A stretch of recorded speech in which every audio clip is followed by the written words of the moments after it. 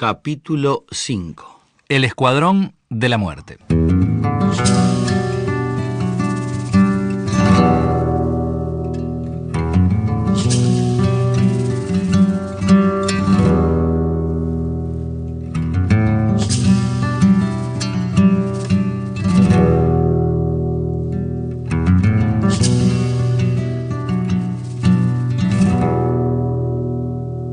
Acá también nosotros íbamos creciendo en la opinión pública, en aquella época formamos de la Monte, Casino de San Rafael y todas aquellas acciones espectaculares, y entonces para mí fue una estrategia bien dibujada de obligarnos a la violencia. Simplemente nos tomaban un liberado que no siquiera era una figura importante, lo destrozaban todo y lo tiraban en la playa. O sea, que yo no era interrogatorio, no era nada, porque a las pocas horas lo tiraban, completamente mutilado en la playa, como me pasó con varios compañeros. Nosotros vimos bien claro cuál era la intención inicial. En esa época estábamos todavía en Punta Carreta y resolvimos que no responder a este intento de llevar a otro nivel la lucha violenta. Y bueno, después salimos en la fuga del penal y siguió siguieron las muertes por el escuadrón. Entonces se capturó a miembros del escuadrón, el cual dio todos los integrantes, como se habían hecho los secuestros de los compañeros, quienes habían intervenido. Y ahí ya no estábamos en la dirección, la dirección que había, nosotros estábamos en el interior del país en esa época, en los montes, y consideró un poco que se revió la táctica anterior y se hizo un 14 de abril y se atacaba a los miembros del Escuadrón de la Muerte. Bueno, eso trajo la consiguiente mostrando también de compañeros, y después los sobrevivientes de ese Escuadrón de la Muerte, como Campos de Hormiga, como Castillón, como todos los que estaban sindicados y marcados en ese volante que le hagamos la cosa de abril, siguieron matando gente en Norberto y en otros lados. O sea que el Escuadrón de la Muerte siguió funcionando ahora con el viento a favor de la dictadura. Intervención de la máxima figura del Movimiento de Liberación Nacional Tupamaros, Raúl Sendic. Grupos violentistas de extrema derecha que en distinta medida fueron creados, respaldados, pertrechados y sostenidos por el gobierno se han dado en el país con bastante asiduidad. Por los años 30, las vanguardias de la patria. A principio de los 60, Alerta y el MEDI. La JUP en épocas más recientes. De todos ellos, el Escuadrón de la Muerte, de fuerte resonancia por los años 71 y 72, ha sido su máxima expresión. Que con la perspectiva del tiempo se hubieran ahorrado muchas vidas si hubiera habido un exterminio total del Escuadrón de la Muerte. Porque aún cuando yo caí herido en la Marina, vino Campos de Hormiga, un sobreviviente del Escuadrón de ese día, y dijo: hay que matarlo a Sendic. Este Sendic hay que matarlo. Estaba mi compañera, yo estaba inconsciente, pero estaba escuchando. Entonces, estaba escuchando a mi compañera. Entonces, el oficial de la Marina, que se llamaba Campos también, le dijo: no, yo no tengo dónde matarlo, voy a llamar a la ambulancia. Después, yo estaba muy desangrado. Cuando estaba arriba de la ambulancia, subió y me dijo: bebe, está frito, bebe. Como que yo ahí lo pude reconocer. Entonces, es el mismo que ahora está acusado de las muertes en Buenos Aires, en el complejo Bled, y acusado por compañeros que lo vieron ahí. Entonces, yo diría que la acción contra el Escuadrón de la Muerte y el compromiso que se ha hecho público de Sanguinetti de disolver ante Juan Pablo Terra, de disolver ese escuadrón, no se cumplió. Y a raíz de eso hubo decenas de muertes. escena de muerte no. Estos últimos datos que maneja Sendik de la supuesta desarticulación del Escuadrón de la Muerte, resuelta entre gallos y medianoches, con tanta reserva que ni pasó por ninguno de los poderes, ya el judicial, ejecutivo o legislativo, tuvo su origen en el testimonio exclusivo que nos proporcionó y publicamos en nuestro primer libro de 1986 el entonces dirigente del Partido Demócrata Cristiano, senador en los años que nos ocupa, Juan Pablo Terra. Este, a su vez, recibió las primeras informaciones de un integrante del escuadrón, arrepentido, que buscaba su protección. Nos dijo Terra. Él tenía mucho miedo, tenía mucha aprensión por su vida, naturalmente. Y arreglamos una forma de garantizarle su seguridad personal. La cosa fue sobre la base de que yo obtuve, bueno, yo hablé sin mencionar su nombre inicialmente, pero hablé del problema incluso con el ministro de Relaciones Exteriores de la época y también con el comandante del ejército.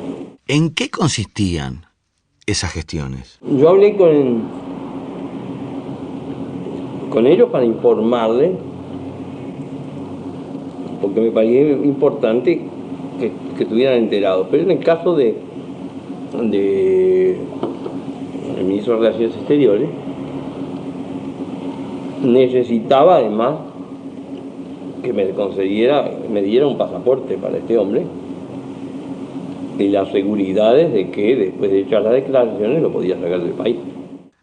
Este mismo testimoniante escoltó hasta la nave aérea al comprometido testigo. En la búsqueda de acuerdos secretos intervino otro ministro. Sanguinetti nos dijo del primer momento, eso de que primero que nada esta conversación no ha existido. Si alguno de ustedes dice algún día que esta conversación ha ocurrido, yo diré que es mentira. Pero entonces, ¿usted qué le dijo cuando le dijo eso? Bueno, le dije, eso va por tu cuenta tuya. O sea, yo no me comprometo a ningún silencio. Él nos advierte que si lo decimos va a decir que es mentira. Y así él Y entonces ahí nos transmite de parte del presidente de la República, de Bordaberry, que estaba consternado no me acuerdo de la palabra, consternado, muy disgustado, o alguna expresión de ese tipo, por eso, y que en fin, quería hacernos saber que él lo deploraba y que eso habían tomado las medidas para que eso no ocurriera más.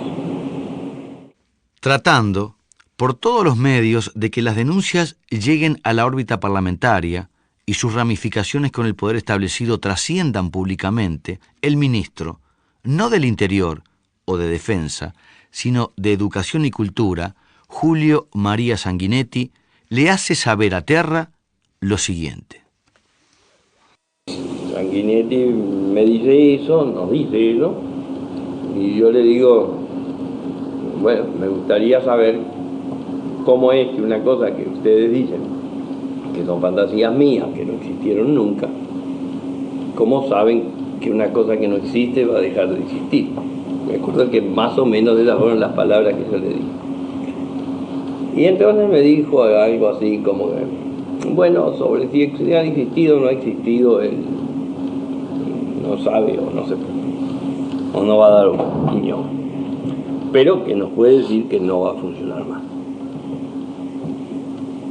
Entonces yo le digo, bueno, vamos a dejar de lado cómo es eso de que no sabiendo si existe, sabes que no va a existir. Pero te pediría que por lo menos nos dijeras qué tipo de medidas o disposiciones se han tomado que te llevan a pensar que eso no va a operar más. Y entonces es que Sanguinetti dice, bueno, hay personas que han sido enviadas al interior del país. Si estaban más interesados en desarticular la documentada denuncia pública más que el mismo escuadrón, es algo que deberían aclarar quienes tomaron determinadas medidas, eludiendo los poderes establecidos en la Constitución. Y en esos días había un alto funcionario que estaba en cargo, que había estado en el cargo de director del Ministerio del Interior, si no recuerdo mal,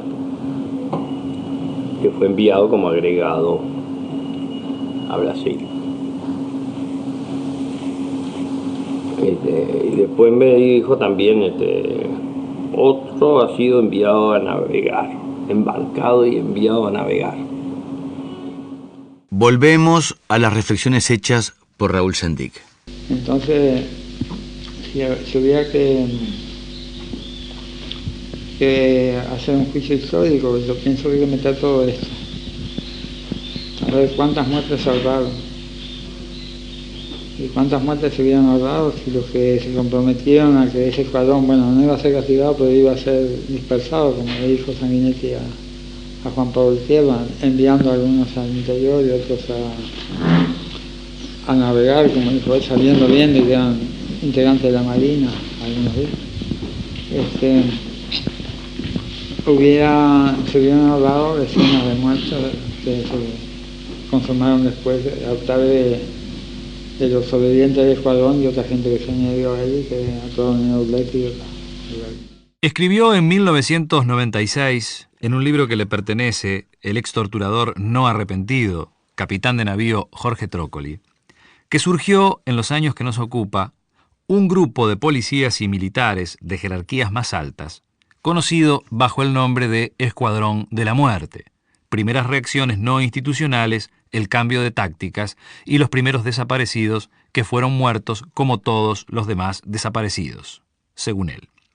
Por su parte, en varias apariciones públicas de junio del 97, un protagonista de primera línea de aquellos acontecimientos que sacudieron al país todo, como lo fue el entonces comisario Otero, declaró sin ambages que todo lo que se había denunciado sobre el escuadrón era verdad.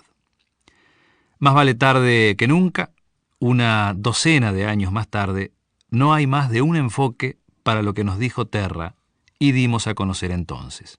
Además de lo ya señalado, lo que hoy nadie se atreve a negar. Y yo saqué la impresión de que esto se había generado en el punto de enlace entre los tres servicios de inteligencia de las Fuerzas Armadas y la inteligencia policial.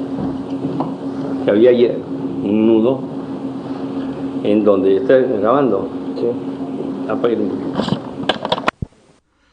Off the record, esta entrevista, las revelaciones y las verdades, según el calificado entrevistado, continuaron. Pero esa es otra historia.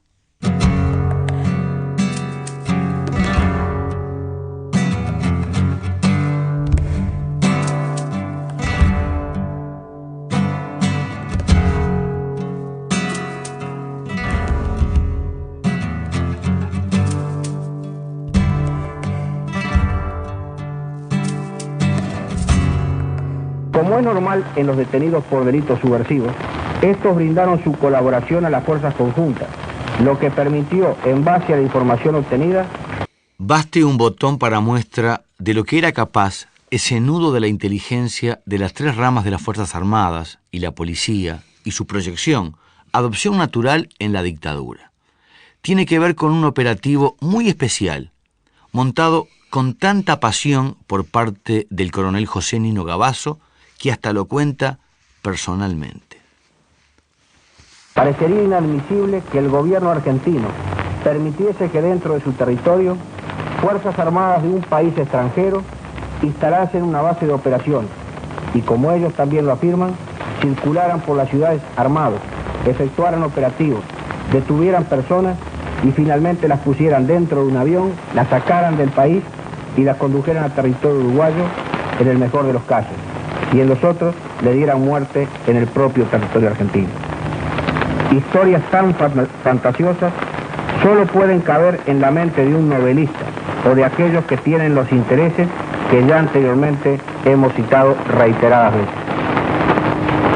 Manifiestan también que en la ciudad de Buenos Aires desaparecen ciudadanos uruguayos y acusan de ello a nuestro gobierno y al argentino, a la policía de ambos países, a sus fuerzas armadas y a todos aquellos que consideran enemigos y por lo tanto objetivos de su propaganda.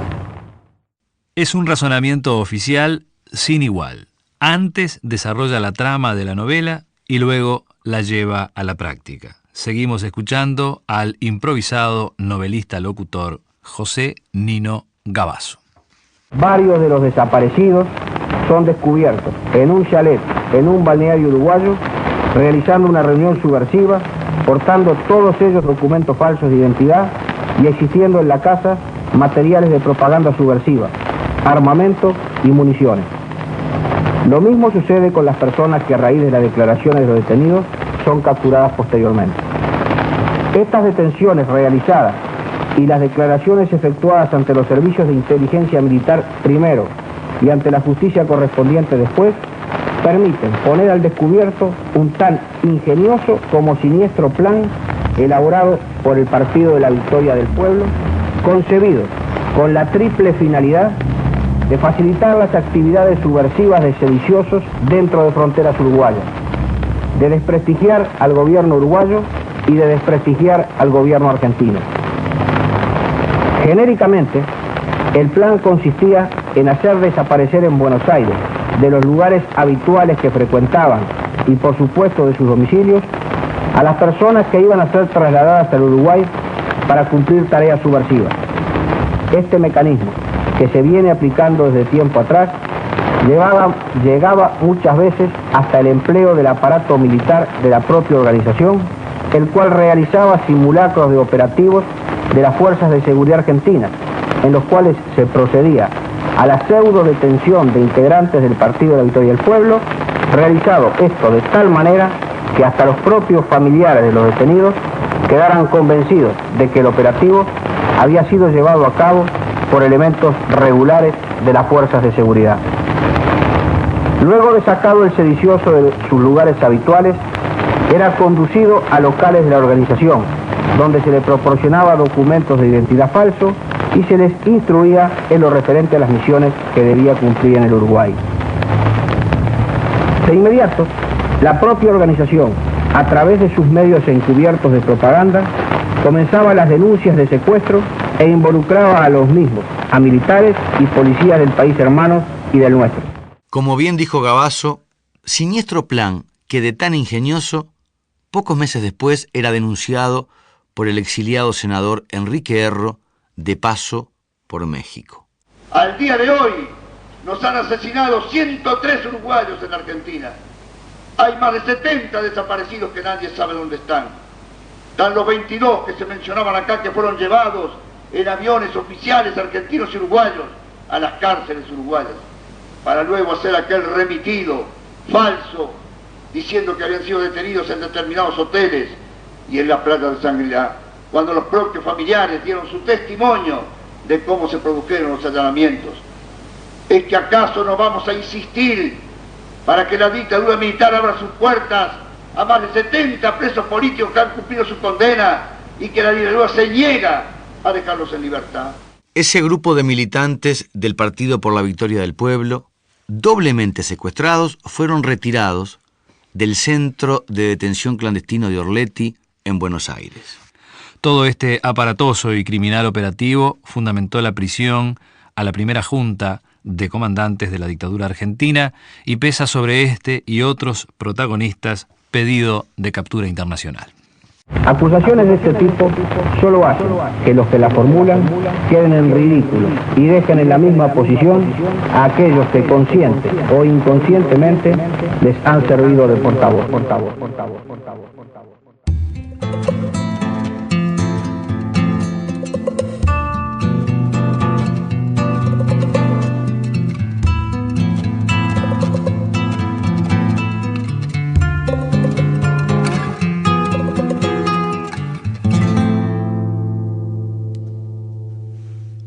Nudo de los servicios de inteligencia que no se desataban ni en la propia interna militar. Una publicación conocida como el talero, elaborada por el máximo jerarca de estos servicios, el general Amaury Prat, acusó en 1978 al general Gregorio Álvarez de ser el generador de la gran traición al proceso militar en marcha. Esto le costó la baja tanto a Prat como a su mano ultraderecha José Nino Gavazo. Relacionado con estos hechos, un buen amigo de estos últimos, el ya general Balestrino, declaró en los primeros días de 1996 que estuvo al tanto de un plan para asesinar al Goyo Álvarez. Recién ahí nos cerró un testimonio que recogiéramos 10 años antes, de boca del coronel Carlos Ufriategui. Y otro personaje importante ahí fue Gavazo. Gavazo, ¿no? Cuando Gavazo se ofreció pegarle un tiro a Gregorio, ¿no?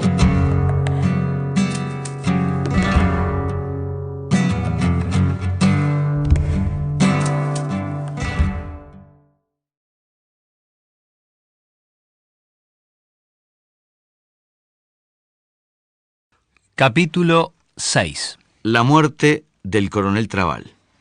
Numerosos testimonios que se han ido sumando con el correr del tiempo no dejan fuera de la responsabilidad de la dictadura el asesinato del coronel Ramón Trabal en diciembre de 1974 en París.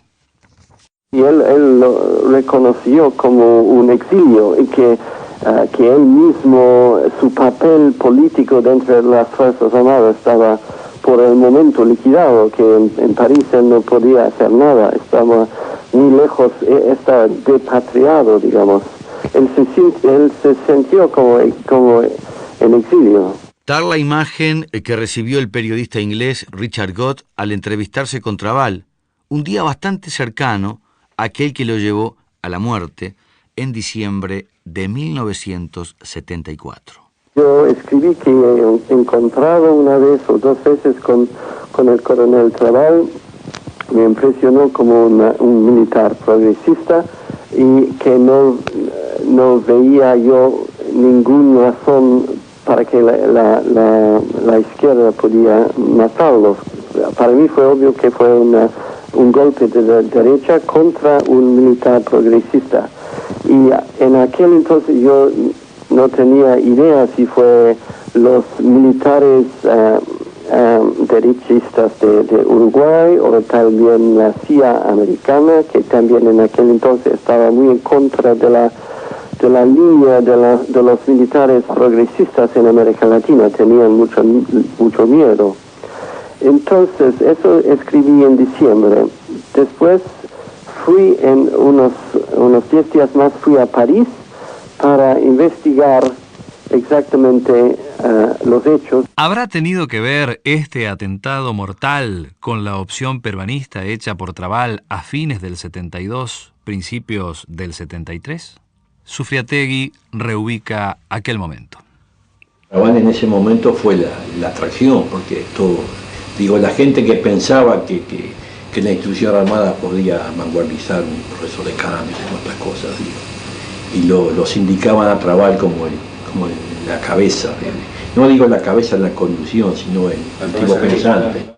Él estaba un poco muerto políticamente. Me parece que él tenía muchas amistades dentro de la cúpula militar, pero me parece que él se sintió un poco desengañado, que tal vez ya hemos hecho todo que la izquierda dentro del ejército puede hacer. Yo tenía la impresión de un militar un poco cansado, gastado, pesimista.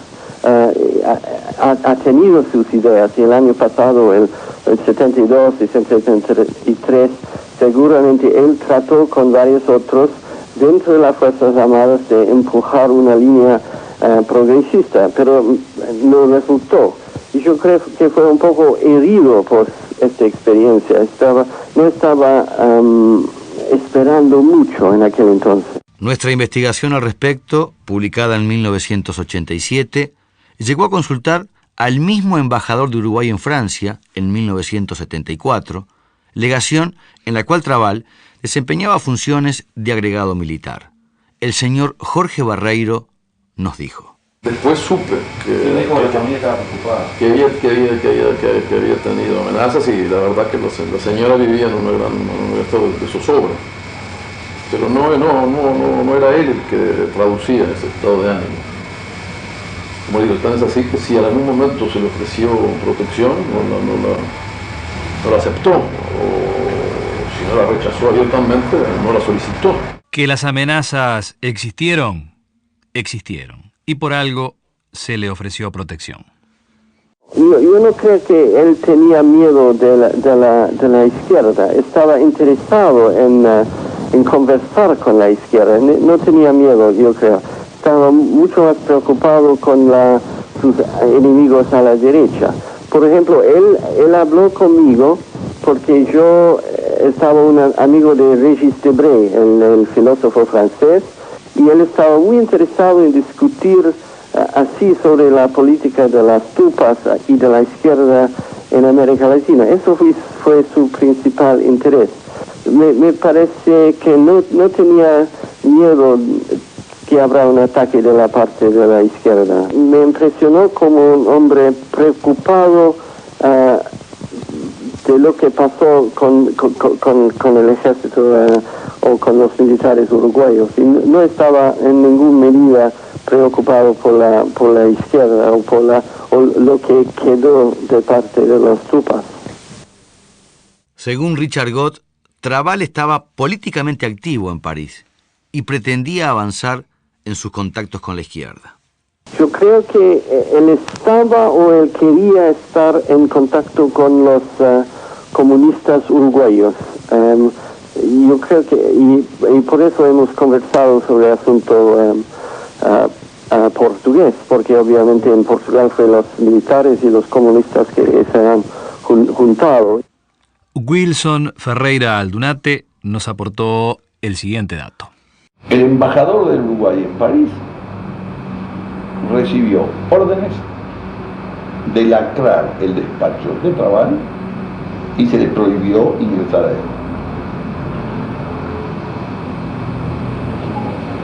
El despacho de Trabal fue deslacrado y vaciado totalmente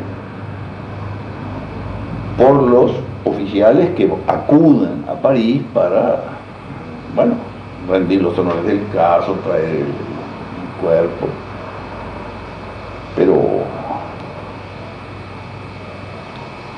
se prohibió estrictamente el acceso a los documentos de Trabal.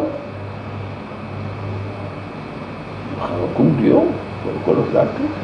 Además, creo que no hubiera podido no colocarlo porque estaba ahí. El mismo embajador nos confirmó el hecho y nos agregó. Fue una operación comandada de afuera, evidentemente. Él podía haber tenido aquí con los jefes de inteligencia personas que no juzgaban, porque es un modo de ser. Otra vez aparecen los jefes de inteligencia de la dictadura uruguaya y en boca del diplomático Jorge Barreiro, funcionario civil de la dictadura.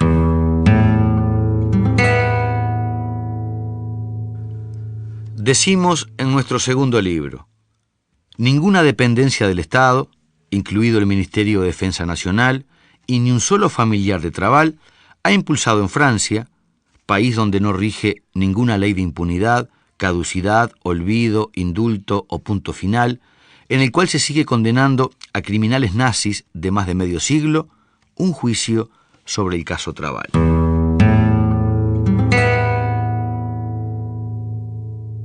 Volvemos a escuchar a Ferreira Aldunate. Un día apareció un cable en un diario británico, estábamos en Londres nosotros hace poco, que decía que habían partido 2 comisiones militares uruguayas, una destinada a asesinar a Erro en París y otra a matarme a mí en Londres. Yo recibí esa mañana, acabábamos de mudarnos a un departamento y recibimos la visita de un superintendente de Scotland Yard, de la rama especial, de Special Branch, que es una especie de, supongo, policía política, o por lo menos una de cuyas ramas se ocupa de estas cosas. Me preguntaron qué opinaba, yo dije que no creía que todo el cable tenía el aspecto claro de un refrito de alguien, de un freelancer que quería ganar unos dólares con una nota, porque aparecían citados como 30 nombres, pero los 30 nombres eran nombres que ya habían aparecido en otros cables, y no había ningún Pérez novedoso allí, ni faltaba ninguno. Bueno, que claramente era una cosa. Y el oficial nos contestó: es también esa nuestra impresión. Pero usted comprenderá las molestias que le vamos a ocasionar, lo vamos a poner en una custodia, comprenderá que no podemos permitirnos el lujo de correr riesgo alguno. Y que vamos a tomar unas providencias, hablar con quien tengamos que hablar. Pero mientras tanto, adoptaremos algunas medidas de seguridad, y las hicieron tremendas, ¿no? Y entonces agregó, con gran asombro nuestro, ¿no?, que fue la primera vez que mostramos algún indicio de preocupación, porque dice: no podemos correr el riesgo, no sea cosa de que nos ocurra lo que nos informó la policía francesa esta mañana, y nos pase lo que a ellos les pasó con la muerte del agregado militar de Uruguay en París, que luego pretendieron imputar a movimientos de izquierda. Más que yo en ese momento recibí la información, recibimos, mujer y yo, la información a través de un alto funcionario de la policía británica, nos dijo que sus colegas franceses sostenían esa tesis respecto a la muerte de Thomas. Richard Gott requirió también la impresión que tenía el comisario Pierre Ottavioli, encargado de la investigación del crimen. Ottavioli él mismo no tenía mucha idea, pero no quería que, no ha pensado que fue un golpe de la izquierda en ningún momento. Eso él descontó totalmente. Y el coronel Carlos Zufriategui resume el pensamiento generalizado a este respecto. Por lógica y por juicio, acabado matar a su compañero.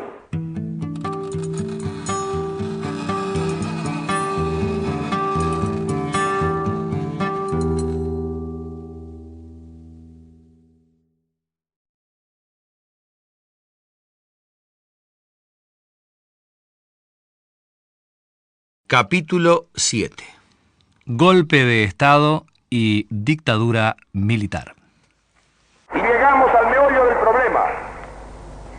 Hay que recrear el Estado, hemos dicho alguna vez. Hay que recrear los partidos, agregamos hoy. Los partidos no deben ser más que medios para alcanzar un más alto fin. Ese fin no es el poder por el poder mismo. Ese fin debe ser el poder para gobernar. Pero para gobernar se necesita un plan y se necesita una mayoría que respalde, aplique y ejecute ese plan. Sé que algunos sonreirán y que llamarán devaneos de teorizante a todo esto. Ganemos y después se verá, afirman. Pura tontería de mal llamados prácticos que no ven más allá de sus narices. La teoría marcha delante de la acción y sin una concepción general se desemboca ineludiblemente en el caos. No creo en la estabilidad institucional mientras no se considere que una de las condiciones esenciales de la democracia es la rotación de los partidos en el poder y que esa rotación puede y debe producirse sin catástrofes ni saltos en el vacío. No creo tampoco en la estabilidad institucional de los países donde los partidos pululan y la ciudadanía se dispersa en muchas parcialidades. Y como no creo ni una ni otra cosa, pienso que el país, sus instituciones y su gobierno democrático ganarían si la necesaria lucha política se librara entre dos grandes y poderosas organizaciones, una que gobierne otra que vigile. Pero poco se habrían dado si por la vía de las disposiciones legales mantuviéramos artificialmente la coexistencia de esas dos primordiales fuerzas políticas. Creo que aquí es donde asoma el nudo del drama. El nudo del drama, según lo veo, es que los dos grandes partidos, en torno a cuyos debates y combates se ha ido haciendo la patria, se han mostrado ahora inferiores a su destino y a su misión. Bien, señores, las cosas claras como de costumbre. Si no es capaz, si cree que puede continuar en la lucha haciendo gárgaras con tropos retóricos, si cree que la acción política y el enfoque de los problemas pueden ser sustituidos por charangas, músicas y cantos en vísperas electorales, allá él, y que cada uno cargue con su responsabilidad. Por mi parte, en uso de un irrenunciable derecho, pienso que así el partido se niega y se traiciona, defrauda al país, compromete el futuro, prepara, quiero creerlo que sin conciencia cabal de ello, el advenimiento de días sombríos.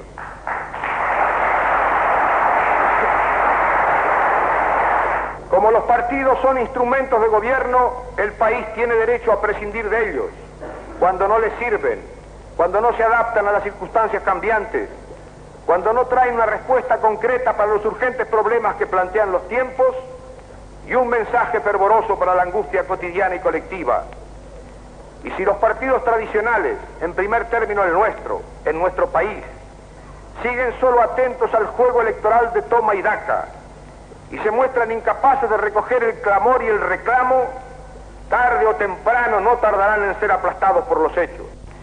Mientras todo ha cambiado con un ritmo vertiginoso, seguimos aplicando viejas y deslustradas terapéuticas.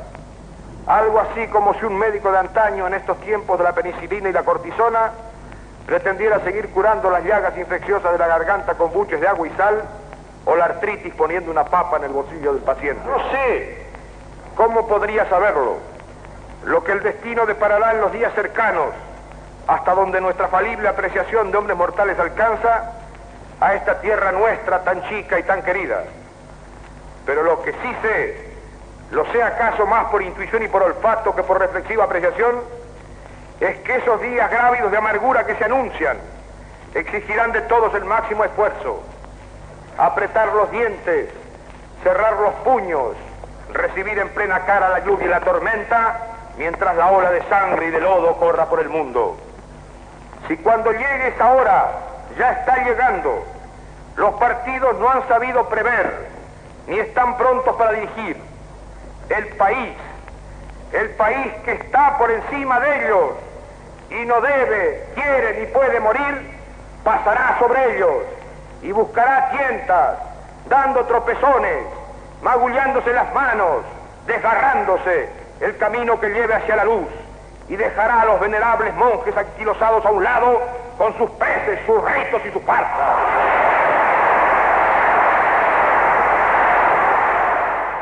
Palabras de Carlos Quijano pronunciadas hace más de medio siglo.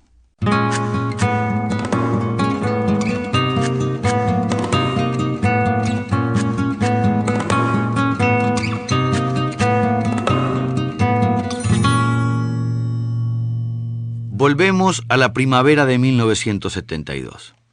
Pocos dudaban entonces de lo que con tanta insistencia editorializaba la muy respetable e influyente pluma de Carlos Quijano en su semanario Marcha, y que él resumía como el poder detrás del trono. El ministro de Defensa Nacional lo vivía en carne propia. ¿Ustedes saben por qué me fui del Ministerio de Defensa Nacional? ¿Por qué renuncié? Nadie sabe. Ya había intentado irme antes cuando intenté relevar a Tarabal, Ramón Tarabal. Ramón Tarabal era coronel. Dependía en el ministerio directamente de mí. ¿Cuáles eran sus cometidos? Tenerme informado de todo lo que ocurría en el ámbito castrense y fuera del ámbito castrense que pudiera interesarme desde el punto de vista funcional. Pero, señor mío, era el último en enterarme. Ahora, ustedes podrán suponer que antes de relevarlo, lo conversé con el presidente y le dije, pero vea, presidente, así no podemos continuar. No puede ser que yo me entere de las cosas porque me las dicen en la calle, porque me las dicen, entonces, yo tengo que saberlo el primero. Bueno, se le dijo a este señor, pero las cosas siguieron igual o peor. Pero antes de plantearle a él personalmente, que lamentábamos mucho, pero que queríamos llevar allí a un oficial amigo nuestro, y que en consecuencia nos veíamos obligados a prescindir de sus servicios, que agradecíamos por anticipado. Antes de hacerlo así, lo hablé con Bordaberry. Digo, mire, pero pienso hacer esto. ¿Cómo lo iba a hacer por cuenta mía, por cuenta propia, no? Y claro, Bordaberry comprendía que yo tenía razón y fui autorizado a hacerlo. Yo creo que eso en ese momento pudo determinar que se adoptara alguna medida contra mí, porque a las pocas horas de hacerle yo el planteamiento directo y personalmente al oficial Trabal, me vinieron a informar, no recuerdo ahora quién, de que estaba cuartelado el servicio que dirigía Trabal. ¿Qué servicio? El servicio de inteligencia del ejército. Acuartelado. Bueno, déjeme dar a lo mejor prestado a mí, personal. Entonces Bordaberry habló conmigo. El primero en hablar conmigo fue el que era el jefe. Graviña. Gravi. Y a pedirme que no hiciera efectiva la medida, que lo dejara, el mismo pedido. Me hace Bordaberry, le digo, pero mire que así, yo me puedo quedar, pero no voy a poder quedarme mucho más. Porque yo soy el ministro, era una lucha diaria, de todos los días, era una cosa de un infierno. Y estos no se convencían de que en efecto el ministro era yo. Tal la relación existente, en este caso, entre el Poder Ejecutivo y el emergente, imparable y real Poder Militar. Él tenía ese cometido de informante que lo cumplía, pero lo cumplía con todos menos conmigo, es decir, él tenía informado a todos los demás coroneles y generales y yo no sabía, yo tenía que andar averiguando a ver qué pasa. Como ya dijimos, muchos apreciaron que la situación se iba de las manos y salieron a la opinión pública intentando ponerle un freno al caos. Entre ellos, Monseñor Carlos Partelli. Cuando se llega a esos extremos, entonces hay que pegar un grito de pare, ¿no? No va a parar. No, los problemas de la sociedad no se resuelven a tiros, no se resuelven por consenso, por lo menos dentro de los cauces normales de un país democrático. Eso es lo que aspirábamos, lo que decíamos. Si tenemos toda una historia, una larga historia, gloriosa historia del Uruguay, de haber ido afinando esa participación del pueblo, todas las luchas del siglo pasado, recuerde todas las revoluciones que hubo, violencias de todo tipo que hubo en aquel tiempo, precisamente para poder organizar un país de modo que las instituciones sean las que encaucen y conduzcan la vida nacional. Bueno, cuando viene y se rompe todo eso de golpe, bueno, eso no puede ser. Usted sabe que te llevaron adelante. Y después viene esta espiral de violencia, uno mata y el otro mata más y no terminamos más y van a matar todos. Va a quedar como aquello del gato que terminan las dos colitas, ¿no? ¿Sabes? Dos gatos que se pelearon y terminaron las colitas. Sociólogos, politólogos, diversos analistas coinciden en la responsabilidad que le cabe a Jorge Pacheco Areco como presidente de la República entre 1968 y principios de 1972. Así resume este periodo en discurso público del año 71 Selmar Michelini.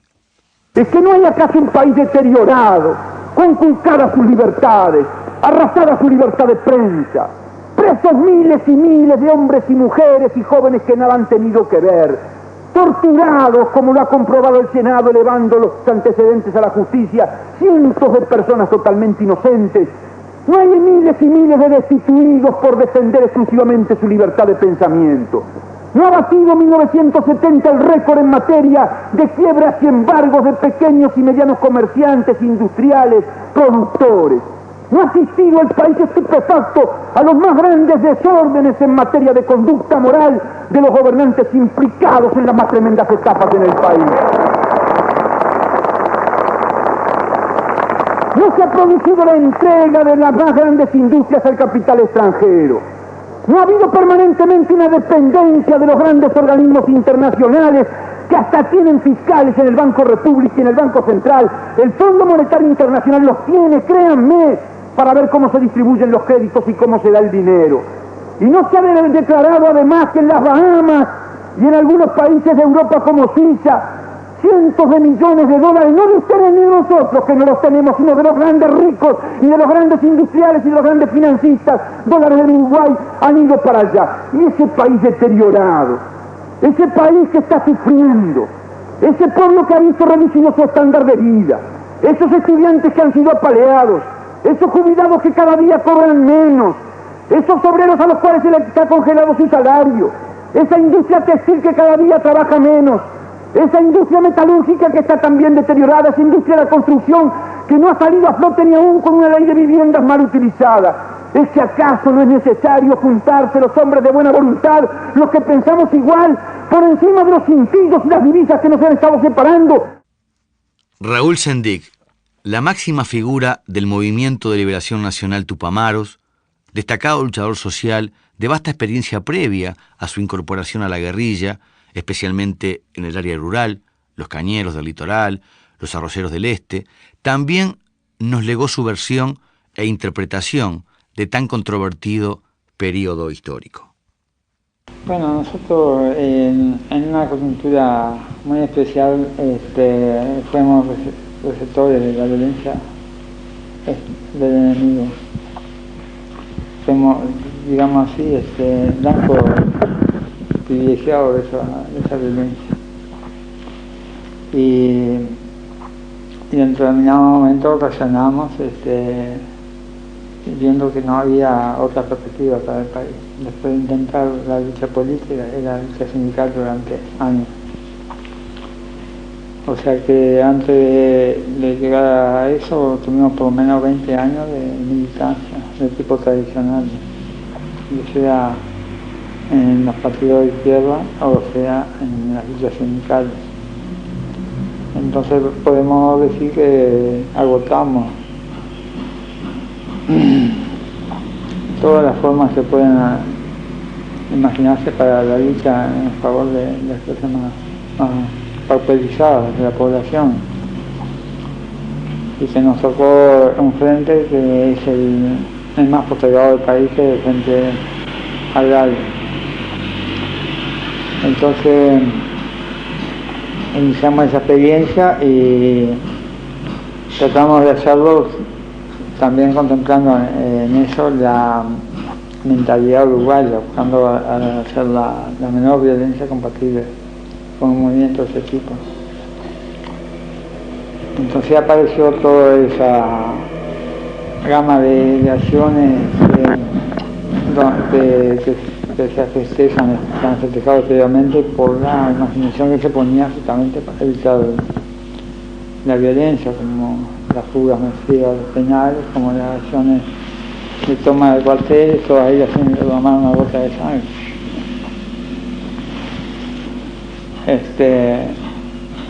Después nos tomó el escuadrón de la muerte, al cual al principio lo salimos orgánicamente no contestable, pero seguían cobrando víctimas.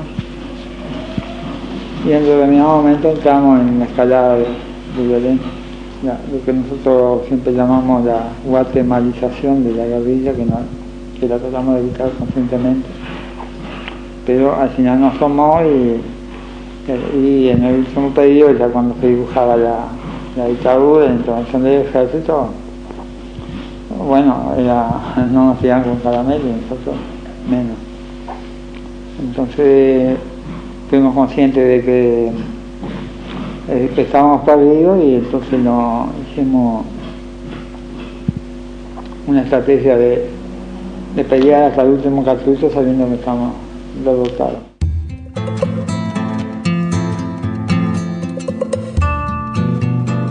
La presencia de generales como candidatos a la presidencia en las dos últimas elecciones anteriores a la caída institucional, el caso de Gestido, Aguerrondo, Rivas y Seregni, reflejan claramente una tendencia del ascendente militar en medio de tanto caos. Pero no siempre estas apetencias se canalizaban por la vía electoral. Hasta el mismo Seregni, empecinado legalista y probado defensor de las instituciones, reconoce haber recibido propuestas para encabezar procedimientos golpistas.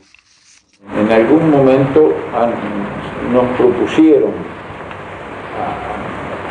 frente a la situación que se estaba viviendo, y desde varios sectores nos propusieron hacernos cargo de la situación.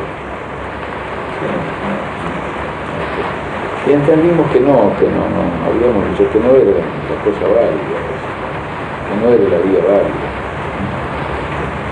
Ahora, tenemos clara conciencia, tengo 70 años, no tengo pudibundeces de niña quinceañera, y tengo plena conciencia del papel que jugué. En honor a la verdad, y pese a los falsos mitos inventados por una historia oficial, como ser la profesionalidad o la civilidad de nuestras Fuerzas Armadas, y un país Arcadia de la tolerancia y los valores democráticos, por ejemplo, la actitud de civiles golpeando la puerta de los cuarteles, como así también los abusos de poder por parte de los uniformados, son más viejos que el siglo. Ahí están los períodos de La Torre, Santos y Terra, como instancias que llegaron a concretarse. Pero, y especialmente, casi toda la década del 60 está plagada de intentonas de este tipo, en casi su totalidad impulsadas por un mismo sector, identificados por varios motes: los duros, los halcones, los gorilas o simplemente los nazis del ejército. Así se los conoció durante años, hasta que en 1996 uno de sus integrantes confiesa que constituían una logia autodenominada los Tenientes de Artigas. Conspiraron para derrocar el gobierno establecido, cualquiera fuera él, desde sus orígenes. Y hasta se dieron el lujo de tener alguna actividad más o menos pública. En 1968 plantean en una asamblea del Centro Militar una condena a la guerrilla que operaba en Bolivia. El coronel Sufriategui participó de ella.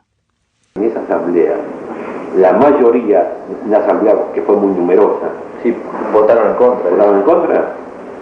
¿Votaron en contra? Es decir, fue aplastante la mayoría. ¿Quiénes eran los oficiales esos? Bueno, ahí estaba la gente que manejaba Aguerrondo, y era en aquel tiempo Aguerrondo era un hombre muy poderoso, fue siempre un hombre poderoso. Aguerrondo, digamos que fue uno de esos oficiales. Ah, bueno, y era el cabeza de todo esto. Y atrás de Aguerrondo estaba Cristi, y estaba Valora, y estaba Queirolo. Eran todas ese era el grupo que propuso eso. Ah, sí. ¿Y Álvarez no estaba ahí? Bueno, Álvarez estaba con ellos también. Mirá, Valora. Queirolo. Aguerrondo. Bueno, Aguerrondo era el cabeza de todo, sí. Aguerrondo era el cabeza. Álvarez era el muchachito que se empezaba en ese momento, ya era un coronel, era coronel, no, año 68 sí era coronel. Era el muchachito despierto. Álvarez siempre tuvo ínfulas de caudillo. Álvarez siempre tuvo en su entorno media docena de tipos que lo seguían ahí, siempre por alguna cosa cualquiera, ¿no? O por problemas de copas, o por problemas de mujeres, o por problemas de timba, o por alguna cosa por el estilo. Siempre tenía su corte, era caudillo. Entonces él era el que movilizaba un poco la cosa. Un tipo que era un poco el ideólogo de todo eso, es un hombre que ha sido muy nombrado, hay muy poco nombrado en este proceso, ¿no? Decir que tuvo sus ubicaciones y demás, que era Eduardo Zubilla, que su última actuación fue en la embajada de Uruguay de Brasil, fue embajador de Brasil. Eduardo Zubilla, él estuvo también ahí en esa... Y claro, pero era un tipo que jugaba un poco de atrás, ¿no? Era un tipo que realmente era cumplía la función de ideólogo. ¿Qué relación tenía él, digamos, con Agarrondo, por ejemplo? Sin perjuicio de ser muy amigos y ser contemporáneos, además de la profesión militar y demás, eran muy amigos. Entonces, ideológicamente también. No, su vida mucho más amplio, pero tipo militarista, ¿no? Pero además un tipo, yo diría, bastante inteligente, de esos tipos que sentían como la misión de ser ese tipo de ideólogo que actúa atrás de la bambalina, ¿no? Tipo medio fusier, medio, entregador, no sé cuántas cosas. Era el tipo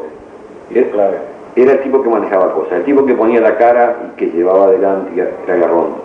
Agarrondo era caudillo. La logia de los tenientes de Artigas no fue la única que ha operado en la interna militar. Un rotundo mentís a la apoliticidad de nuestras Fuerzas Armadas. También existen de larga data la Rodosca, la Chucrut, Constitución o Muerte, la de los masones y hasta la 1811. Sin dudas, la más peligrosa y la que además logró sus objetivos golpistas fue la fundada por Óscar Aguerrondo. De sus relaciones entre ellas, el doctor Amondarain Mendoza, ligado a esta última, ex funcionario de la dictadura, apoderado de Aguerrondo, da alguna idea. Los civiles, muchas veces, y él me aconsejaba en todo a mí, muchacho. Entonces, cuando había disputas, yo escuchaba, yo estaba siempre, y un día fui a opinar y me miró así, yo le voy a dar un consejo: nunca se meta en el medio de la disputa de militares, porque a veces esas disputas usted ni las conoce porque son rencillas que se arrastran del tiempo de cadete. Yo le contaba de hace 30 años atrás. De muchacho, de cosas que florecen, dice, después uno llega un mando antes que el otro y lo aprieta, ¿entiende? Dice que uno, ¿qué va a saber por qué le hizo tal cosa? Yo por eso nunca me metí, aquel lío de Álvarez, ¿se acuerda? El talero, todo, yo nunca me metí. Yo soy amigo de Nino Gavazo, soy amigo, por supuesto, de General Álvarez, pues lo conozco a todos.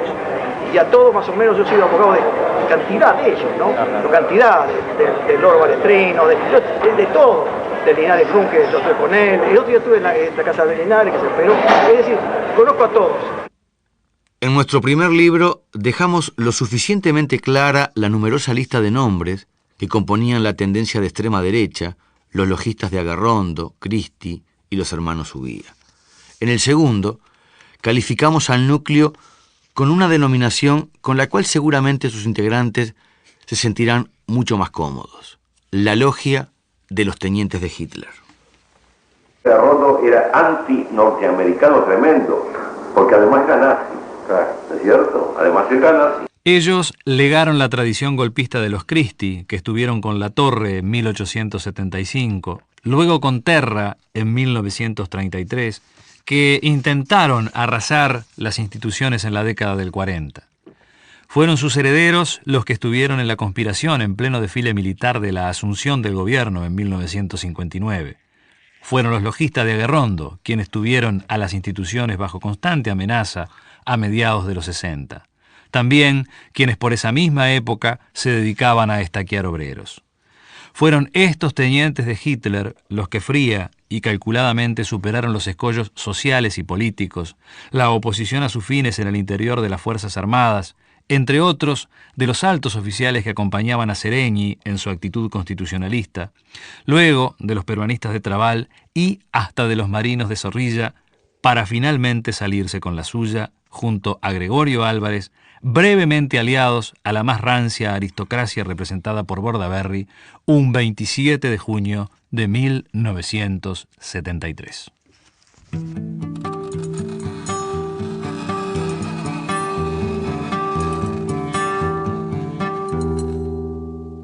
En nuestros primeros artículos también dimos pormenorizada cuenta de otro elemento preponderante que a la larga pesaría en contra de la democracia: la instrucción de los militares latinoamericanos en Estados Unidos.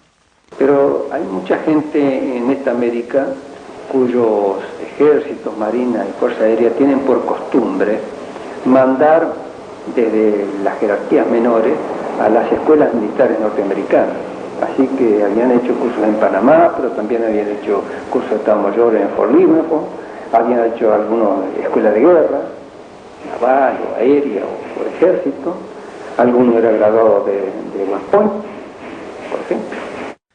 Así nos lo testimoniaba el general Víctor Licandro, hombre de vasta experiencia en este campo.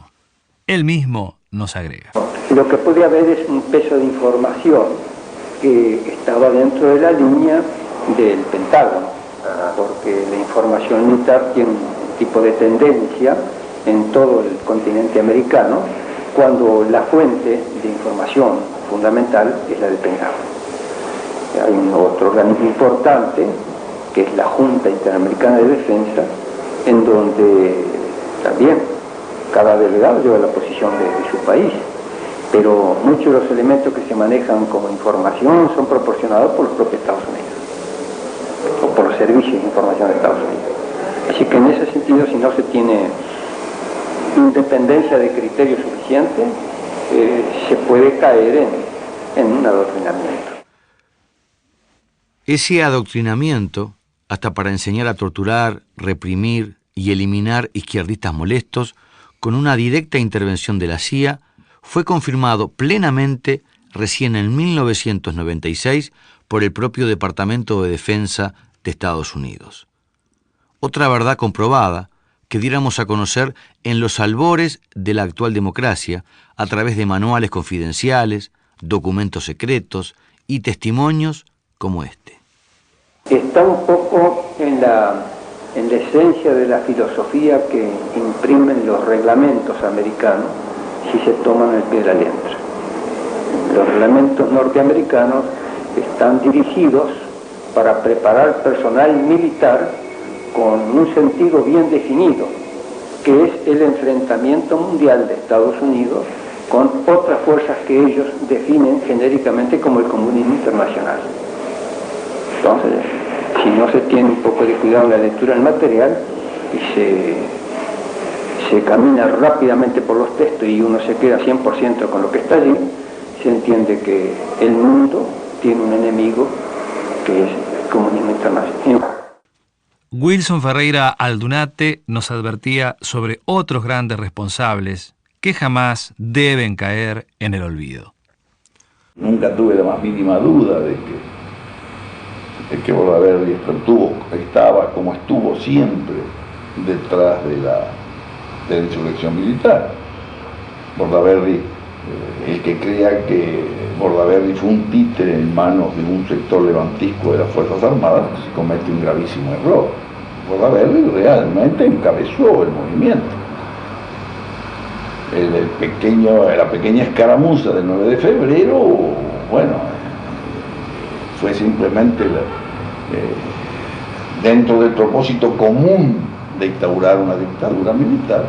El propósito de Bordaberry es salvar su propio pellejo y encabezarlo. Fue tan tonto que creyó que eso podía lograrlo, ¿no? Que podía ser el jefe civil del gobierno militar, pero de otra cosa.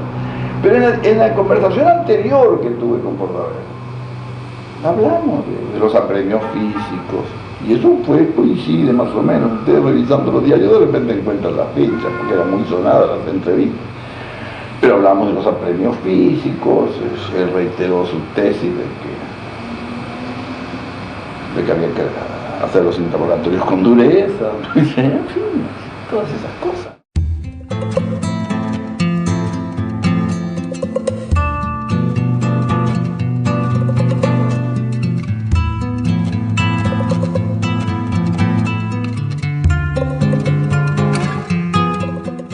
Cuando yo vine a la Casa de Gobierno a informarlo al presidente, eso es, cuando vine a informarlo de que lo había apalabrado a Trabal para hacerle saber que habría de relevarlo, vine a informarle al presidente y decirle, mire que le dije a Trabal. Bueno, en ese interín me habrían estado esperando en un coche. Pensaban prenderme. ¿Detenerlo? Sí, detenerme. Hubiera sido una cosa... De todos modos, no deja de ser importante el hecho de que, si bien existieron militares que actuaron como quienes le hicieron la vida imposible al ministro Legnani, que recién escuchábamos, el mismo 27 de junio de 1973 la historia registra actitudes como las del capitán de navío Oscar Lebel. Lo que yo sentía en 1973 es intransferible. Si lo pienso ahora le diría que tendría un miedo feroz de repetir cada una de las cosas que hice, ¿no? Y lo que hice ni siquiera fue mesiánico, ¿no? Usted a veces hace cosas porque no puede dejar de hacerlas. El hacerlo es más poderoso que usted, pero ¿y por qué usted es llevado a hacer eso? No sé, son circunstancias muy especiales. Yo esa mañana me desperté, escuché las bandas militares, de pronto me enteré de que había un golpe de Estado. Y me sentí enfermo, que tenía que hacer algo, no sabía, de pronto se me ocurrió el algo. Entonces, sin que nadie se enterara en mi casa, yo tengo una casa de planta baja y primer piso, ahí en 26 de marzo de la Gaceta.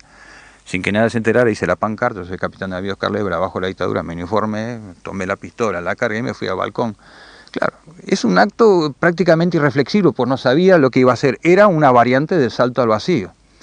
Pasa un patrullero, mira asombrado, llama por radio un segundo patrullero y a los 4 minutos 600 hombres rodeando la casa, me apuntaron por todos lados. Y yo gritando de que si entra un solo soldado a mi casa me pega un tiro. Y en ese momento sabe que me lo pegaba, ¿no? No me importaba mi mujer, no me importaba mis hijos, no me importaba absolutamente nada. Era un estado hasta de egoísmo total. Yo había iniciado el salto al vacío y allá muy lejanamente yo tenía la loca idea de que quizás algún día, si es que salía vivo, si este proceso no duraba demasiado, alguien diría que en este país no todos los militares fueron golpistas, que habían legalistas. Y no me interesaba que en el conocimiento popular de la cosa se dijera 1, 20 o 40 capitanes de navío. Me interesaba de que la gente pensara que hay un núcleo que está por la legalidad. Y que en aquel momento hubieron quienes apostaron a la legalidad.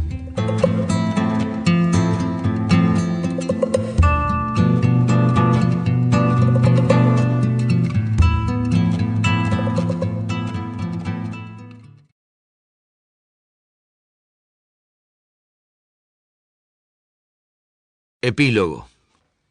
Si abandonamos a nuestros muertos y los dejamos morir, estará liquidada también nuestra memoria colectiva. En parte, este trabajo pretende ser un homenaje a quienes como Legnani, Gravina, Ferreira Aldunate, Montañés, Sufriategui, Sendic, Terra, Erro, ya fallecidos, siguen hablando para no olvidar.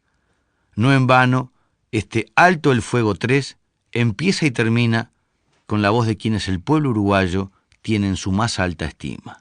Selmar Michelini y Héctor Toba Gutiérrez.